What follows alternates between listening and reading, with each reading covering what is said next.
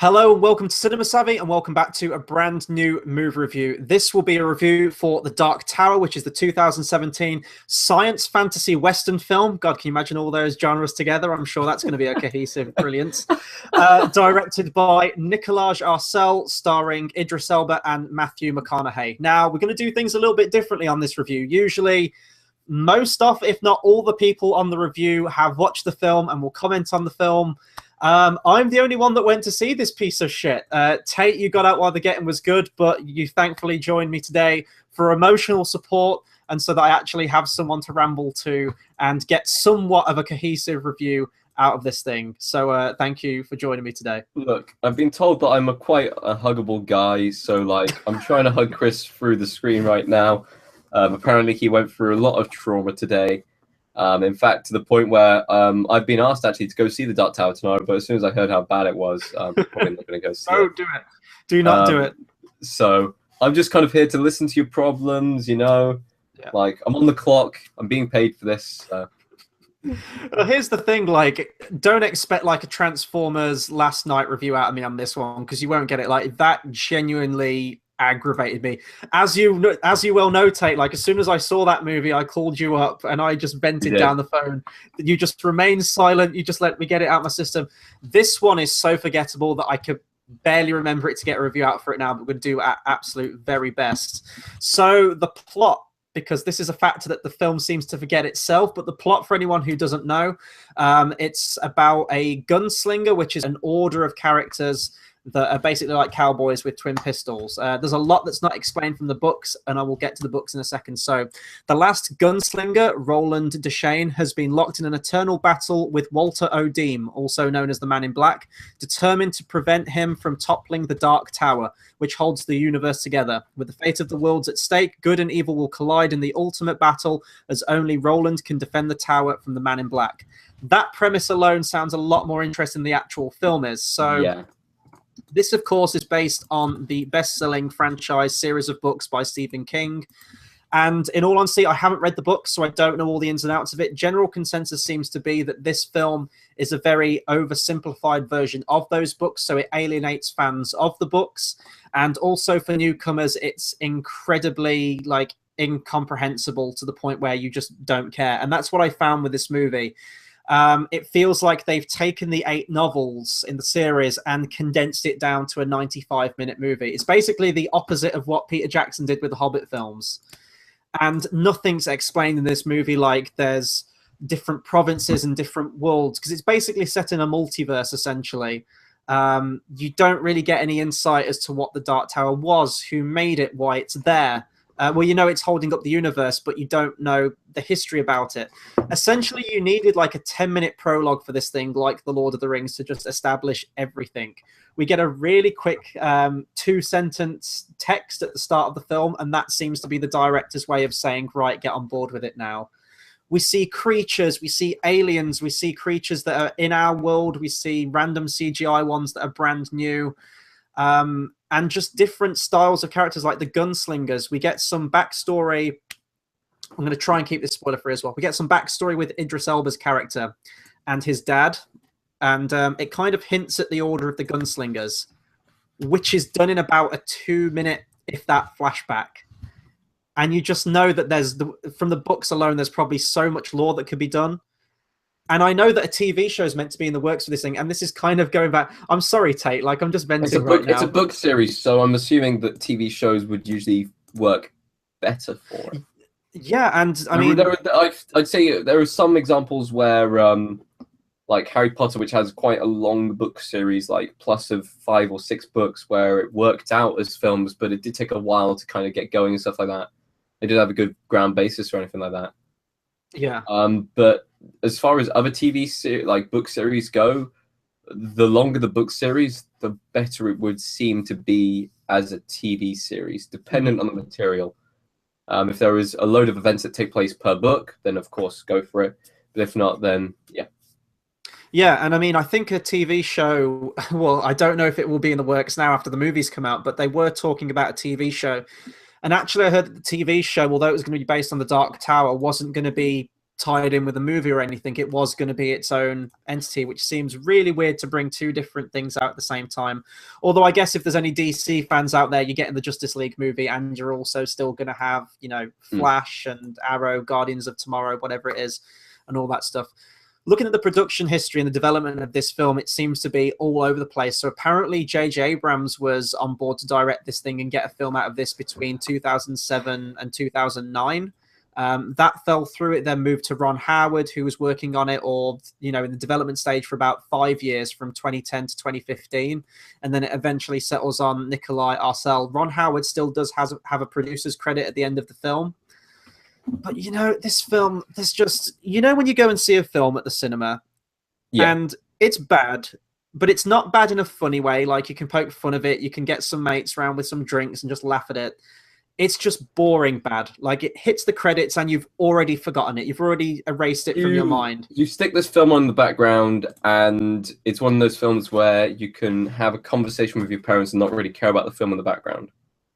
Yeah, exactly. Yeah. And at 95 minutes, it's kind of just a really schlocky action movie. I get like sci-fi action movie, essentially. Which is a shame because, I mean, I haven't read the books. The books could be great. The books could be terrible. But I know that with how much... With 8-book series... I'll tell you now, the books are meant to be in the good category of books, if that helps. Yeah.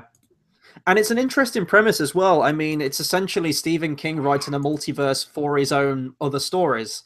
There are some references to his other works in this film and some of his other films, I guess. Was there a... Ready Player... No, that isn't him. Was there an It reference? There was an It reference. I guess I'm going into slight reference spoilers here, but come on, it's the Dark Tower. Do you really care? So the ones I noticed, there are probably a few more. There's a scene where the main character is traveling with Idris Elba. They're traversing the wasteland, and they arrive at this old, ransacked theme park. There's a lot of roller coasters everywhere. There's a statue of balloons, and there's a title across the entrance gate which says Pennywise. And the kid calls it out and says those are theme park rides, but to the people in the wasteland, they're like ancient monuments. And I think Idris Elba does say towards the beginning of the film that between the multiverse and like the different worlds, things can sort of like blend over into each world. So we have theme parks in this world, so you might get remnants of that echoing in other places as well. There's a scene where the main character approaches this old house, and on the door it says "Beware Attack Dog." That might just be in this film, but I wasn't sure if it was a reference to Cujo, which was the Stephen King film about the dog. It was like just a mad dog. Didn't know if it was reference to that. The main character has the power of the shine, they call it throughout the film. So that's clearly the Shining, the same power that's used in that with the character of Danny. Of course. And there's a really slight reference here, and I actually really liked this one. There's a fight going on in the corridor towards the end of the film. And we see Idris Elba, and I think he's thrown against the wall, and you see the Rita Hayworth poster from Shawshank Redemption, which I thought was kind of a neat reference. But you're talking about references, but you're not talking about, like, if it's a film that's based purely on references, then it sounds like it's going to be a bad film. There's not loads of references in there. They're just slight little ones. And I think they had to throw them in there because it is based on the books. So I'm going to talk about the screenplay a little bit here. I'm just going to kind of go off on one. So there's 4 screenplay writers on this film, and that's usually a warning sign for any film. When you've got loads and loads of screenplay writers, it seems like there's going to be a change in focus. Maybe the script's initially written and then passed around to the point where it's unrecognizable. One of the names that crops up a lot and he gets a producer's credit and also a screenplay credit is Akiva Goldsman. Now, Akiva Goldsman is a screenwriter that will live in infamy for writing such legendary classics as coming up with the story for Transformers The Last Night and most of the previous Transformers films, I believe. I'm just having a look now. Oh, no, just The Last Night. So the best one, right? The main ones he's written are Transformers The Last Night, Batman Forever, and Batman and Robin. That's not the biggest kind of repertoire. No, not at all. Not at all. But if I'm going to go to positives now, so let's get into some positives. Performances... mostly phoned in and forgettable, but Matthew McConaughey is a whole lot of fun. He plays the villain in this film, the Man in Black, and it's kind of a performance I would put alongside like Jeremy Irons from Dungeons and Dragons or John Malkovich from the end of Eragon. It's that kind of performance where he's clearly just having fun with the material, doesn't give a shit at all. and he's essentially playing the devil. Like, he can walk through a crowd silently, almost invisible from everyone, and he can plant thoughts in people's head. I guess he's kind of like Ares from Wonder Woman, for anyone who's seen that film. And there's a great scene where he's walking down the street in Earth, essentially, through New York City. And there's this little girl who's really sweet. She's got an ice cream. She's talking to her mum about the lovely day that she's had. And he just walks past her and he goes, hate. And then she just like gets possessed and turns into this scowl. So he's fucked that child for life now, essentially. Like, that kid is going to grow up to be a hateful, vengeful, spiteful person. And that's the kind of power he has. Like, he could just walk up to someone and said, like, stop breathing, and they immediately die. It's a really cool power that he has, and I really like it. But Matthew McConaughey just brings that charm and charisma to it. I feel like there is a reasonable amount of lag here. Which we've got loads of lag. This is like at least 30 seconds of lag. I'm this not is gonna lie. Really bad. I want to point out this is Chris's internet, and I think it is my internet. You're right. This is Chris's internet. We're going to power on those. So sorry for those watching at home. This is going to be a bit of an awkward review here. I could have words. I think someone's using the internet downstairs, but you haven't seen this movie. If you want to hold the fort, Tayte, there might be about 30 seconds of delay to people watching at home. If you want to hold the fort, I am going to see if I can disconnect the people downstairs from using the internet. So, Tayte, I pass it over to you. This is the commercial break. Fill time. Okay, so Chris has passed me the torch. I don't know for how long. So actually, I'm going to talk about like the fact that this film is just it isn't that good. Like, I've been told that it wasn't very good, and I guess it's going to come forward as not being very good. If anyone is watching this review at home, please tell me what is your worst book-to-film adaptation you have ever seen, because I've seen a couple of horrors in my time. In fact, we may even do a worst adaptation Battle of the Brackets in the future, so you never know. I'm back. Chris, I know what the problem is. Yes. Yes? For the time being, I think that you had clicked on me, and that was slowing it down, so it was permanently on you, because for some strange reason it wasn't focused on me at some point. I didn't click on anything. It was cutting between us on the camera. Hey, at least we're able to tell that there's less of a delay, shall we say. I was just saying to the lovely people watching at home, asking for what their thoughts in the comments were of what is the worst book-to-film adaptation of all time. It's a very good. There's so many out there. This, I haven't read the book, so I can't come out on this one. I basically rambled enough on this one. There are some cool action scenes in this film, like the gunslinging stuff with Idris Elba's character is fun to look at. He's got like the gun bandolier belt full of shells, and you know, he's just like Matrix style, just like rattles through it and starts shooting people. That's fine, but when you don't care about the plot, you don't care about the story or the characters or anything, it's just hollow and it doesn't leave any kind of impact. And it's a shame. Maybe this will get a TV show, something like Westworld, maybe, if they do something similar to that. I can see that really being really taken off, because I think that was quite a popular show. It definitely got a lot of buzz when that came out. I pretty much said everything I can on this movie. Don't go and see this movie. Don't waste your time with it. The recording of this review is almost as shoddy as the film itself, so I guess that's kind of, it's almost fated that this was going to happen on this review. There's plenty of other stuff out at the cinema. Go and see Dunkirk again. I don't even know what's out. Go and see Annabelle. There'll be a review for Annabelle Creation tomorrow. Final thoughts, Tayte. I know you haven't seen the movie, but it sounds shocking. It doesn't sound like the worst film of the year, but it definitely sounds like one which I don't want to see. Yeah, and I kind of wish I hadn't seen it. One thing I did want to end on, though. So when we come to do our worst films of the year list at the end of the year, there are 3 films tied together so far this year that have been the worst for me. And they all have a historical artifact linking them all in some way. And that's the Sword of Excalibur, which filters heavily into the plot of Transformers: The Last Knight, King Arthur: Legend of the Sword, and also it's stated in this movie that Idris Elba's guns are forged from the steel of Excalibur itself.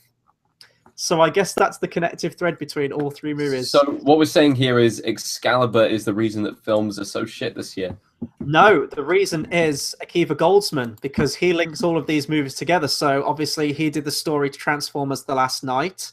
He was the producer on King Arthur: The Legend of the Sword, and he's also the producer and writer of The Dark Tower. So it's all Akiva Goldsman's fault. We found the God. link, folks. So any property that has that tag on it, just avoid. Avoid at all costs. Actually, I think the Transformers writing team have now kicked him off the team. So hopefully this spells good things for the futures of Transformers. But this isn't a Transformers review. This was our review on The Dark Tower. Be sure to comment, subscribe, let us know what you thought of this movie. Did you like it? Have you read the books? How do the books compare to the series? Are they completely different, or are there some similarities? Any other references you noticed throughout the film, please do get commenting. Apologies for the lag in this review. Really, really sorry about that. But hopefully I was still able to get across all of my ramblings and venting on this film. That'll do it for our review. Lots more to come on the channel. So make sure you hit that subscribe button and the bell icon as well, so you get a notification every time we bring out something new. That'll do it for us today. And until the next video, we'll see you guys next time. Thanks for watching.